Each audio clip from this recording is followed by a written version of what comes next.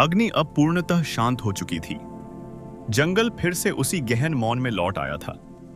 लेकिन उस मौन के हृदय में कौशिक के चारों ओर एक दिव्य स्वर्णिम आभा स्पंदित हो रही थी। यह कोई साधारण तेज नहीं था। यह वर्षों की कठोर तपस्या, अडिग संयम और बार बार टूटकर फिर स्वयं को जीत लेने से जन्मी एक जीवित शक्ति थी। स्वर्ग में देवताओं ने पहली बार भीतर तक स्वीकार किया, अब यह तपस्या रोकी नहीं जा सकती, क्योंकि यह शक्ति अब तप की नहीं, चरित्र की बन चुकी थी। इंद्र ने गहरी सांस ली।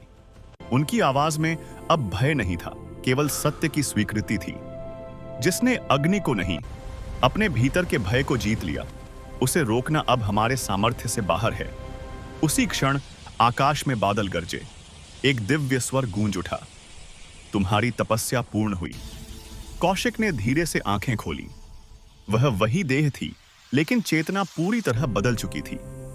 दृष्टि में शांति थी और भीतर एक ऐसी शक्ति जाग चुकी थी जो किसी भी राज सिंहासन से नहीं, आत्मविजय से जन्म लेती है।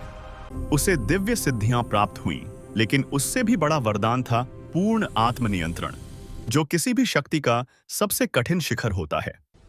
आज एक राजा पूरी तरह विलीन हो चुका था और एक ऋषि अपने वास्तविक स्वरूप के अत्यंत समीप आ गया था।